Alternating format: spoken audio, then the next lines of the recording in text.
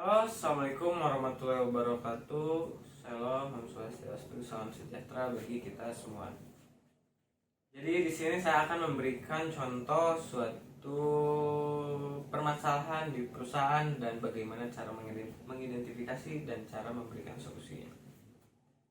Anggap saja perusahaan tersebut adalah perusahaan XYZ dan permasalahannya yaitu seperti misal kurangnya komunikasi antar departemen. Jadi karyawan merasa kurang mendapatkan informasi tentang hal-hal yang berkaitan dengan tugas mereka.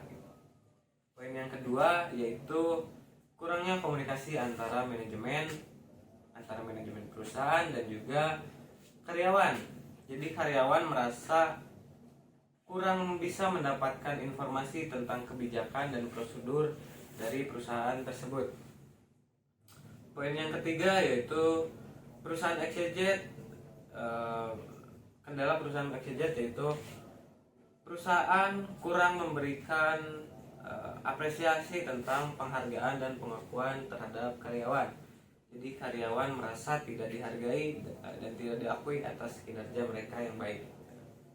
Nah, jadi solusi yang bisa kita lakukan dari permasalahan perusahaan XYZ yaitu bisa dengan pertama, permasalahan tersebut ialah kurangnya komunikasi antar departemen. Jadi perusahaan bisa membuat forum diskusi antara departemen sehingga bisa menghasilkan kebijakan yang sesuai dengan kriteria perusahaan dan kriteria karyawan juga.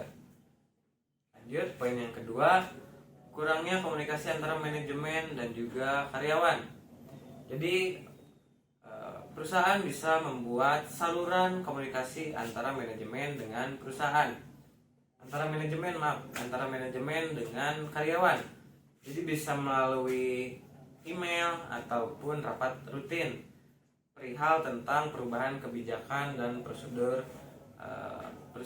karyawan.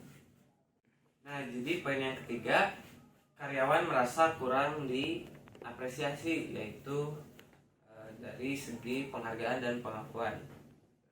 Jadi perusahaan bisa membuat suatu program untuk bisa mengapresiasi karyawan yang bekerja dengan baik, seperti bisa dengan rapat bulanan atau agenda bulanan, ataupun juga bisa dengan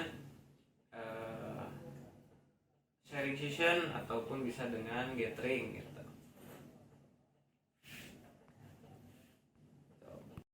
Nah, adapun juga beberapa rekomendasi dari saya untuk perusahaan XYZ, rekomendasi langkah-langkah untuk bisa berkembangkan atau bisa dibilang memaksimalkan program dari penghargaan dan pengakuan tersebut. Jadi yang pertama yaitu bisa dengan mengidentifikasi kriteria penghargaan dari perusahaan.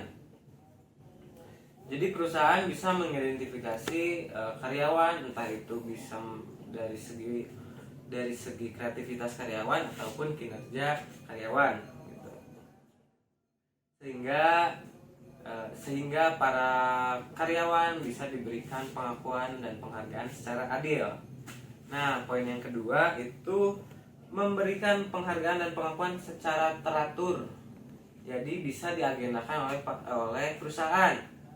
Perusahaan jadi dapat membuat program penghargaan dan pengakuan yang teratur seperti program karyawan bulanan ataupun tahunan. Jadi ditentukan oleh tanggal dan kebijakan perusahaan. Yang ketiga, melibatkan karyawan dalam proses penghargaan dan pengakuan.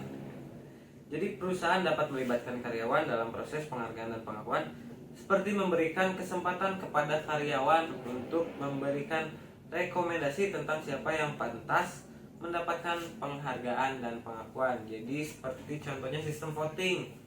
Tapi voting tersebut melibatkan departemen atau departemen perusahaan, manajemen perusahaan, dan juga tentunya melibatkan karyawan perusahaannya yang pastinya harus mendapatkan achievement atau bisa dibilang penghargaan dan pengakuan tersebut. Oke, mungkin dari saya sekian. Apabila penjelasan saya kurang baik atau kurang jelas, bisa di kolom komentar ya guys ya.